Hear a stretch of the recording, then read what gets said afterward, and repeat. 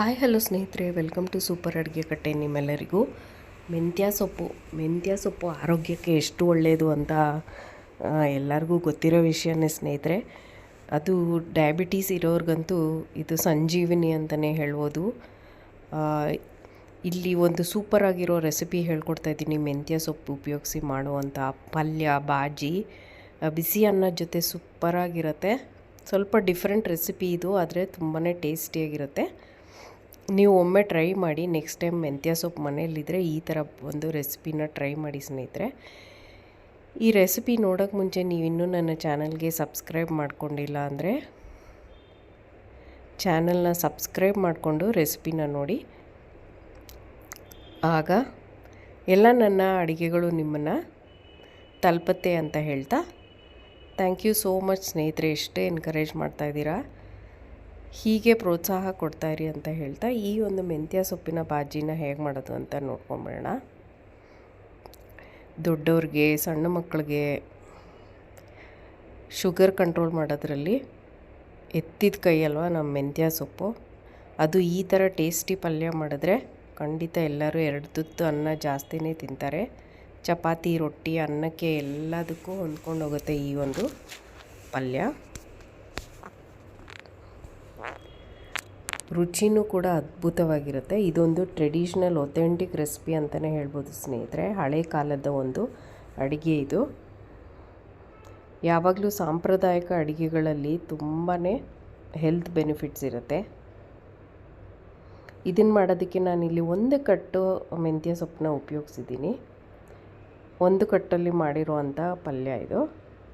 ಈಗ ಎಲೆಗಳೆಲ್ಲ ಬಿಡಿಸ್ಕೊಂಡು ಹಾಗೆ ಚೆನ್ನಾಗಿ ತೊಳ್ಕೊಂಡು ಸಣ್ಣದಾಗಿ ಕಟ್ ಮಾಡಿ ಇಟ್ಕೊಳ್ತೀನಿ. ಮೊದಲಿಗೆ ಚೆನ್ನಾಗಿ ತೊಳ್ಕೊಳ್ಳಿ ಸ್ನೇಹಿತರೆ.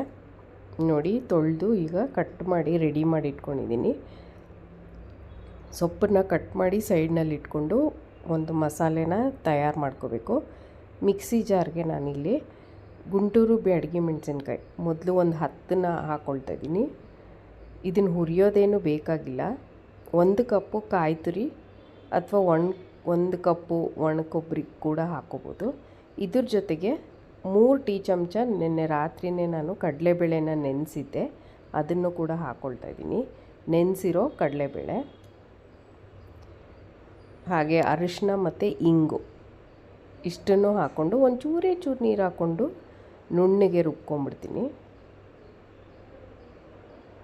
ನೋಡಿ, ಈ ಒಂದು ಹದಕ್ಕೆ ರುಬ್ಕೊಂಡ್ರೆ ಸಾಕು. ಈಗ ರುಬ್ಬಿರೋ ಅಂಥ ಮಸಾಲೆನ ಹಾಗೆ ಸೊಪ್ಪು ಹೆಚ್ಕೊಂಡಿದ್ನಲ್ಲ ಅದಕ್ಕೆ ಸೇರಿಸ್ಕೊಂಡು ಮಿಕ್ಸ್ ಮಾಡ್ಕೊಂಡ್ಬಿಡ್ತೀನಿ. ಹುರಿಯೋಕ್ಕೆ ಮುಂಚೆ ಹೀಗೆ ಮಿಕ್ಸ್ ಮಾಡಿಕೊಂಡ್ರೆ ಈಸಿ ಆಗುತ್ತೆ ಫ್ರೈ ಮಾಡೋದು. ಇವಾಗ ಇದಕ್ಕೆ ಉಪ್ಪನ್ನು ಕೂಡ ಸೇರಿಸ್ಕೊಳ್ತಾ ಇದ್ದೀನಿ. ಉಪ್ಪನ್ನು ಹಾಕ್ಕೊಂಡು ಒಂದು ಕಡೆಯಿಂದ ಕಲಿಸ್ಕೊತಾ ಬಂದುಬಿಡ್ತೀನಿ. ಎಲ್ಲ ಸೊಪ್ಪಿಗೂ ಈ ಒಂದು ಮಸಾಲೆ ಹಿಡಿಬೇಕು. ನೋಡಿ, ಮಿಕ್ಸ್ ಮಾಡಿದ್ಮೇಲೆ ಹೀಗಿರುತ್ತೆ. ಈ ಥರ ನೀಟಾಗಿ ಮಿಕ್ಸ್ ಮಾಡಿದ್ಮೇಲೆ ಈಗ ಇದನ್ನು ಫ್ರೈ ಮಾಡ್ಕೋಬೇಕು. ಒಂದು ಸ್ವಲ್ಪ ಎಣ್ಣೆ ಜಾಸ್ತಿನೇ ಹಿಡಿಯುತ್ತೆ. ನೋಡಿ, ಒಂದು ಪ್ಯಾನ್ಗೆ ಎಣ್ಣೆ ಹಾಕ್ಕೊಂಡಿದ್ದೀನಿ. ಎಣ್ಣೆ, ಸಾಸಿವೆ, ಇಂಗನ್ನು ಕೂಡ ಹಾಕ್ಕೊಳ್ತೀನಿ. ಇಂಗು ಹಾಕೋದ್ರಿಂದ ಒಳ್ಳೆ ಘಮ ಬರುತ್ತೆ. ಈಗ ಮಿಕ್ಸ್ ಮಾಡ್ಕೊಂಡಿರೋ ಮೆಂತ್ಯ ಮಸಾಲೆನ ಹಾಕ್ಕೊಳ್ತಾ ಇದ್ದೀನಿ.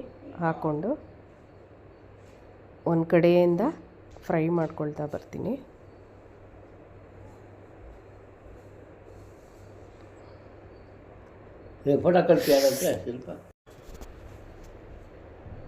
ಇದು ಫ್ರೈ ಮಾಡೋದು ಸ್ವಲ್ಪ ಹೊತ್ತಾಗುತ್ತೆ ಸ್ನೇಹಿತರೆ. ಯಾಕಂದರೆ ಸೊಪ್ಪು ಮಸಾಲೆ ಎಲ್ಲ ನಿಧಾನಕ್ಕೆ ಫ್ರೈ ಆಗಬೇಕು. ಇದೊಂದು 10ರಿಂದ 15 ನಿಮಿಷ ಹಾಗೇ ಬಾಡಿಸ್ಕೋಬೇಕು, ಗಟ್ಟಿಯಾಗೋವರೆಗೂ. ಗಟ್ಟಿ ಆದಮೇಲೆ ನೋಡಿ, ಒಂದು ಪ್ಯಾನ್ಗೆ ಸರ್ವ್ ಮಾಡ್ಕೊಡ್ತಾಯಿದ್ದೀನಿ. ಈ ಒಂದು ಕನ್ಸಿಸ್ಟೆನ್ಸಿ ಇರಬೇಕು. ಅಲ್ಲಿವರೆಗೂ ಚೆನ್ನಾಗಿ ಫ್ರೈ ಮಾಡ್ಕೋಬೇಕು ಸೊಪ್ಪು ಮತ್ತು ಮಸಾಲೆನ. ನೋಡಿ, ಅನ್ನಕ್ಕೆ ಕಲಿಸ್ಕೊಳ್ಳೋ ಅಷ್ಟು ಈ ಥರ ಒಂದು ಹದಕ್ಕೆ ಬರೋವರೆಗೂ ಫ್ರೈ ಮಾಡಿ ಸರ್ವ್ ಮಾಡ್ಕೊಳ್ತಾಯಿದ್ದೀನಿ. ರುಚಿಕರವಾದ ಮೆಂತ್ಯ ಬಾತ್ ಅಥವಾ ಮೆಂತ್ಯ ಬಾಜಿ ರೆಡಿ ಆಗೋಯ್ತು. ಚಪಾತಿಗೂ ಸಖತ್ತಾಗಿರುತ್ತೆ, ರೊಟ್ಟಿ ಮತ್ತು ಅನ್ನ ಕಲಿಸ್ಕೊಳ್ಳೋಕ್ಕಂತೂ ತುಂಬಾ ಟೇಸ್ಟಿಯಾಗಿರುತ್ತೆ.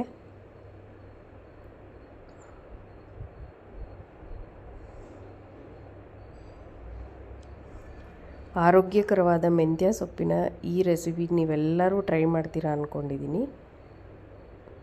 ಈ ಒಂದು ಒಥೆಂಟಿಕ್ ಟ್ರೆಡಿಷ್ನಲ್ ರೆಸಿಪಿಗೆ ಒಂದು ಲೈಕ್ ಕೊಡಿ, ಕಾಮೆಂಟ್ ಮಾಡಿ, ಎಲ್ಲರ ಜೊತೆ ಶೇರ್ ಮಾಡಿ ಸ್ನೇಹಿತರೆ. ಟ್ರೈ ಮಾಡಿದ್ಮೇಲೆ ಹೇಗೆ ಬಂತು ಅಂತ ನನಗೆ ತಿಳಿಸ್ಕೊಡೋದು ಮರಿಬೇಡಿ. ಮತ್ತೆ ಸಿಗ್ತೀನಿ ಇನ್ನೊಂದು ಟ್ರೆಡಿಷ್ನಲ್ ರೆಸಿಪಿಯೊಂದಿಗೆ. ಅಲ್ಲಿವರೆಗೂ ಆರೋಗ್ಯಕರವಾಗಿ ಅಡುಗೆ ಮಾಡ್ಕೊಂಡು ಊಟ ಮಾಡಿ ಹೆಲ್ತಿಯಾಗಿರಿ ಅಂತ ಹೇಳ್ತಾ